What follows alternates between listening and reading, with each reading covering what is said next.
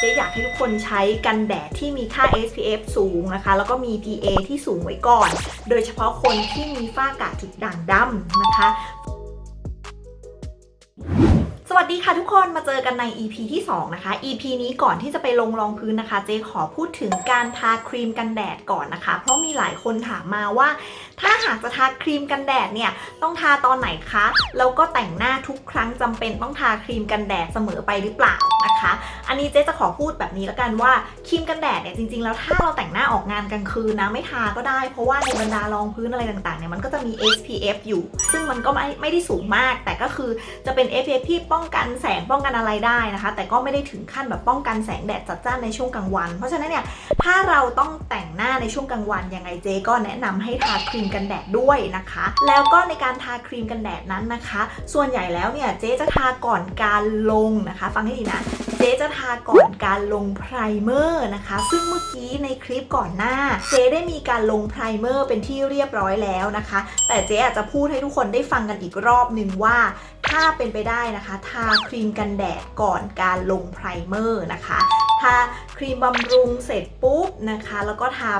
กันแดดนะคะแล้วค่อยลงไพรเมอร์นะคะทีนี้กันแดดที่เราจะเลือกนะคะเราควรจะใช้กันแดดแบบไหนนะคะอันนี้เราจะข้ามขั้นตอนการใช้ BB CC DD ต่างๆไปเลยนะเพราะว่าวันนี้เราจะแต่งหน้าด้วยการใช้รองพื้นนะคะแต่ว่าถ้าเราจะใช้ DD CC ต่างๆเนี่ยนะคะก็คือการทาครีมบำรุงทุกอย่างเสร็จแล้วเราค่อยใช้พวก BB CC DD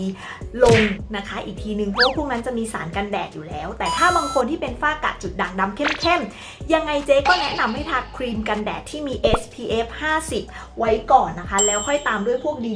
BBCC ทั้งหลายนี่นะคะก็จะเป็นกันแดดที่เจ๊แนะนำคือเราควรจะใช้กันแดดที่ไม่มีสีนะคะเจ๊บีบให้ดูอันนี้เป็นของเลอสกินนะ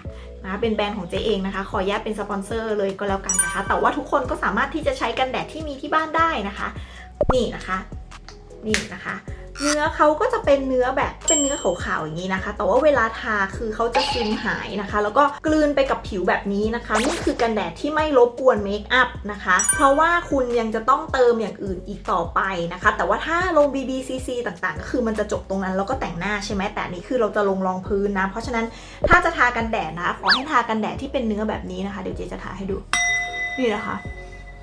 มันก็จะซึมเข้าสู่ผิวหน้าไปเลยแล้วมันก็จะไม่มีสีอะไรกวนทั้งนั้นเพราะว่าเวลาลงรองพื้นลงอะไรแล้วเนี่ยมันก็จะไม่ได้แบบมีปัญหาในเรื่องของสีรองพื้นหรือเว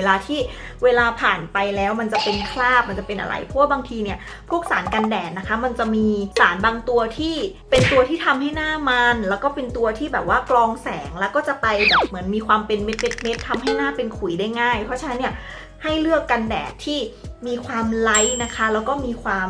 ไม่รบกวนเมคอัพของเรานะคะอันนี้จะเป็น EP เพิ่มเติมนะคะเป็น EP สำหรับกันแดดนะสรุปให้ฟังอีกทีนึงนะคะครีมกันแดดยังคงจำเป็นอยู่ถึงแม้ว่าคุณจะแต่งหน้าจัดขนาดไหนคุณอย่าไปคาดหวังว่าในรองพื้นหรือใน BBCC ต่างๆเนี่ยเขาจะมีกันแดดให้คุณเต็มเม็ดเต็มเหนียวนะคะยังไงก็แล้วแต่เจ๊อยากให้ทุกคนใช้กันแดดที่มีค่า SPF สูงนะคะแล้วก็มี PA ที่สูงไว้ก่อนโดยเฉพาะคนที่มีฝ้ากระจุดด่างดำนะคะฟังไว้ให้ดีนะคุณจะต้องดูแลในเรื่องของฝ้ากระจุดด่างดำเก่าแล้วคุณก็ยังต้องป้องกันฝ้ากระจุดด่างดำอันใหม่นะคะถึงแม้ว่าคุณจะบำรุงด้วยไวท์เทนนิ่งอะไรก็แล้วแต่ถ้ากันแดดไม่ถึงก็แป๊กนะจ๊ะแต่ว่าถ้าคุณออกงานตอนกลางคืนหรือตอนเย็นอะไรต่างๆนะคะก็ไม่จำเป็นที่จะต้องทาครีมกันแดดก็ได้นะคะอันนี้เป็นวิธีแล้วก็เป็นแนวทางของเจ๊เองนะคะถ้าหากว่าใครเป็นช่างแต่งหน้าแล้วแต่งหน้าให้ลูกค้านะคะเจ๊ก็แนะนำว่าในช่วงกลางวันยังไงก็ทากันแดดให้ลูกค้าบางๆไว้ก่อนดีกว่านะคะแล้วค่อยแต่งหน้าแล้วค่อยทาไพรเมอร์นะคะโอเคเดี๋ยวเราไปเจอกันใน EP ถัดไปนะคะเป็น EP ของการทารองพื้นแบบจริงจังแล้ว